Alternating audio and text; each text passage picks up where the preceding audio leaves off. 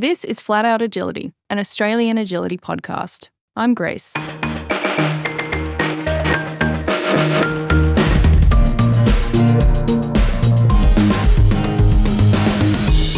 One of the most difficult questions you can ask yourself in agility is, does my dog enjoy this?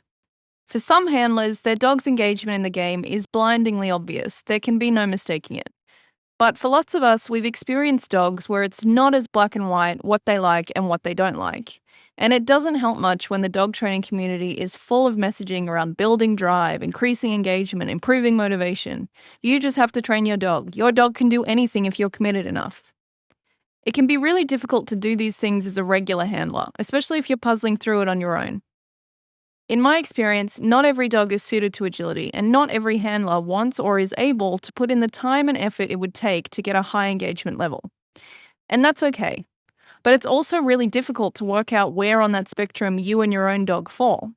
So let's talk about how to figure this out. Now, I've said before that I am not a professional trainer. This is not a training procedure. The purpose of this episode is to talk through the question of whether your dog enjoys agility.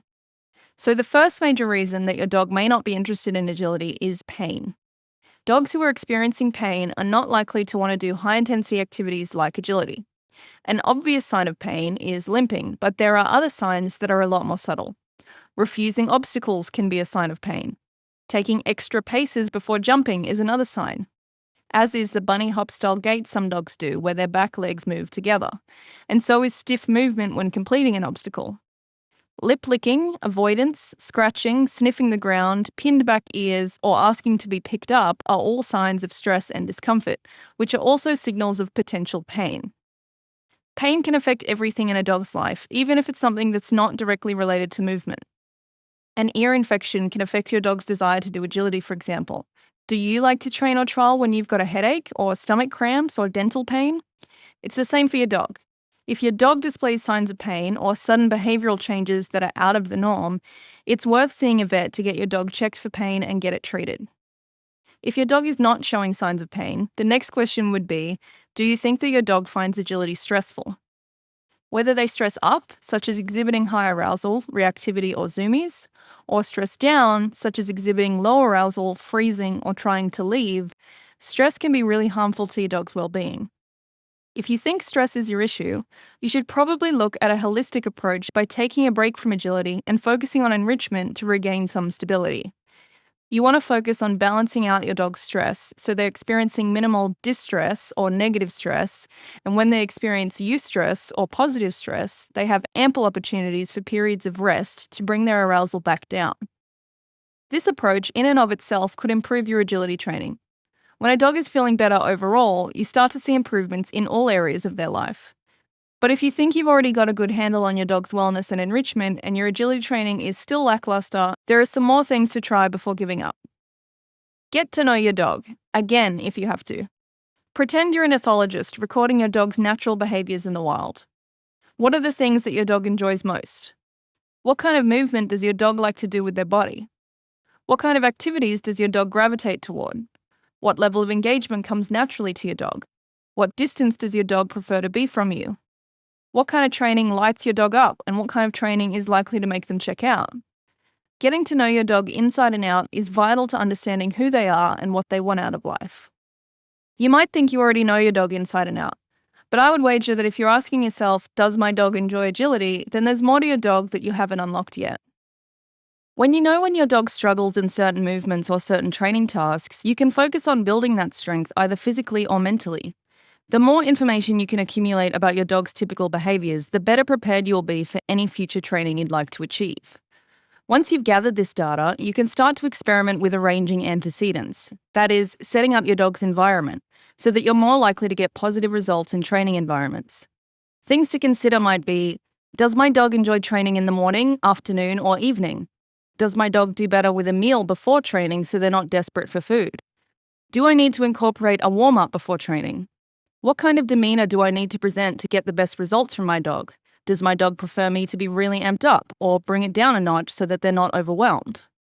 You can then build on this by narrowing your focus to reinforcement.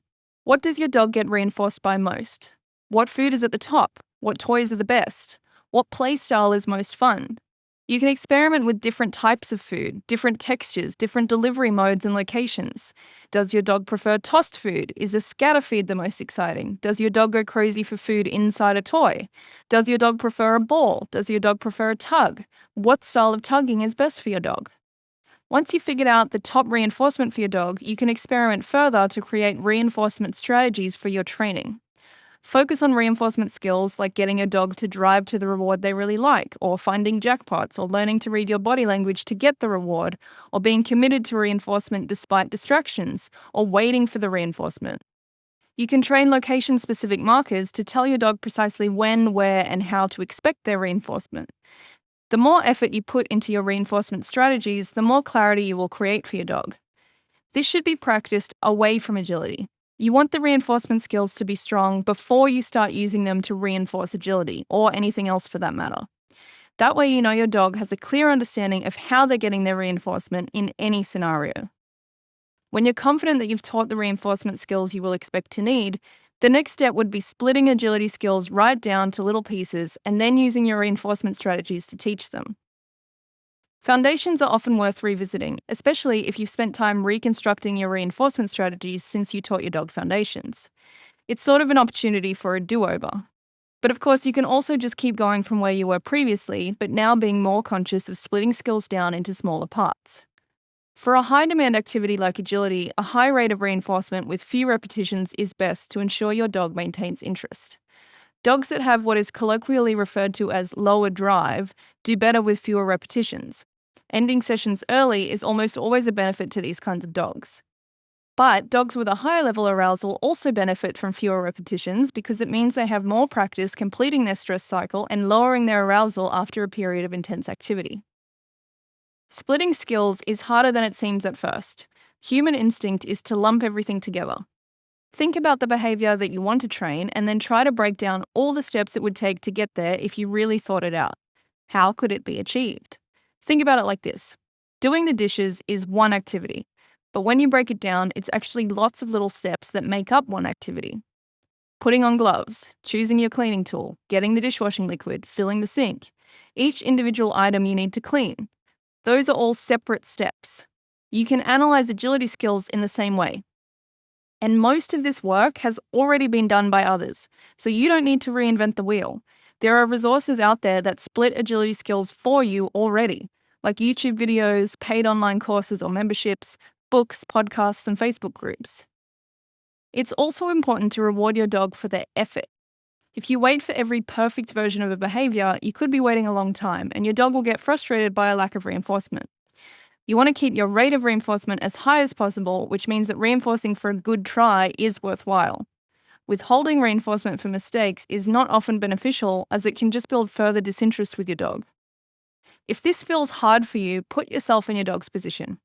If you were learning something new, something that you're not naturally good at, and you only got told when you'd done something incorrectly and not when you'd gotten something close to right, it wouldn't feel very good.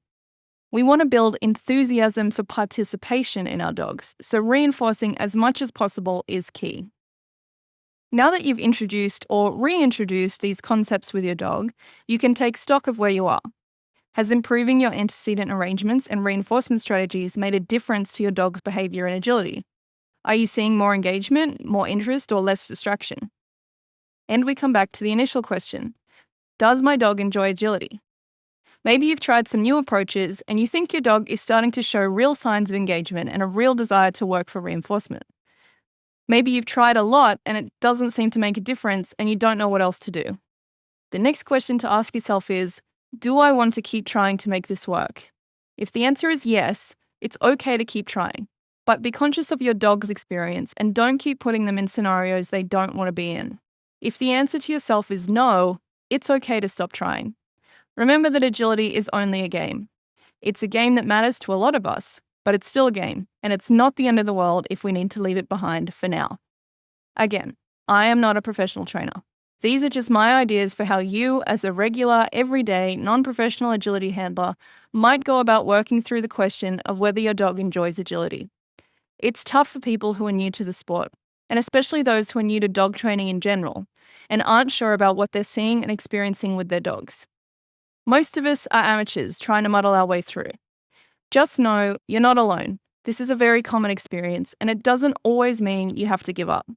Often, you just have to change your approach. Good luck. This has been Flat Out Agility.